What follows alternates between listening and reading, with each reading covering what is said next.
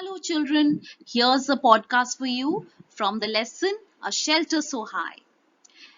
In the lesson A Shelter So High, we happen to meet the traveler Gaurav Jani. Gaurav Jani meets a local kid, Tashi, who introduces him to his house in Leh. Tashi's house was a building with two floors. The house was made of stones which were kept one over the other. The walls were coated with thick layer of mud and lime. The house looked like a shed from inside with a lot of hay stored there. During winters, Tashi and his family lived on the ground floor. The ground floor is used for storing necessary things and for animals. Sometimes when it gets too cold, Tashi and his family moved to the ground floor. Gaurav Jani noticed that the ground floor had no windows. Thick tree trunks were used to make the roof very strong.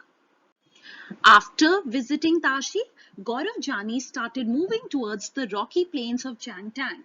The place is at a height of almost 5,000 meters. It is so high that it is difficult to breathe normally. He had a headache and he felt weak. He slowly got used to breathing in such air. There in Changtan, he got to know about the Changpas, a tribe living on the mountains. The Changpa tribe has only about 5,000 people. The Changpas are always on the move with their goats and sheep. It is from these that they get all that they need: milk, meat, skin for tents, and wool for coats and sweaters. Their goats are their only treasure. The world famous pashmina also comes from the Changpas.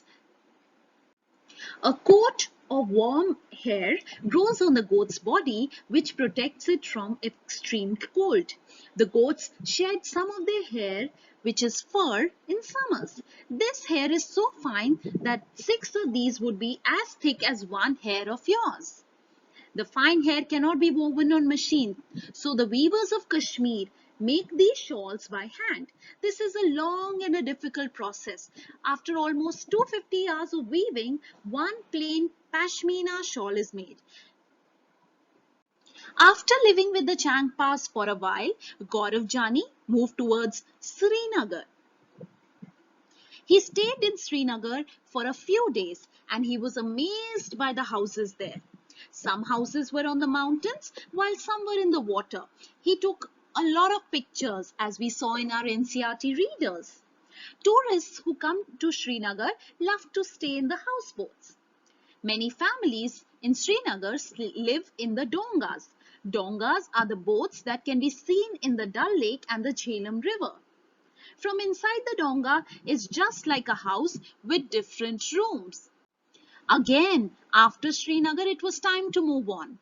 So he moved on to Jammu, where he saw houses just like houses in Mumbai. These houses were very strong, but they are not as special as the houses that we see in Leh and Srinagar. So through this podcast, we talked about different kinds of shelters in Jammu and Kashmir, some on high mountains, some on the water, and some with beautiful designs in wood and stone, and some mobile shelters that can even be packed and carried to the another place.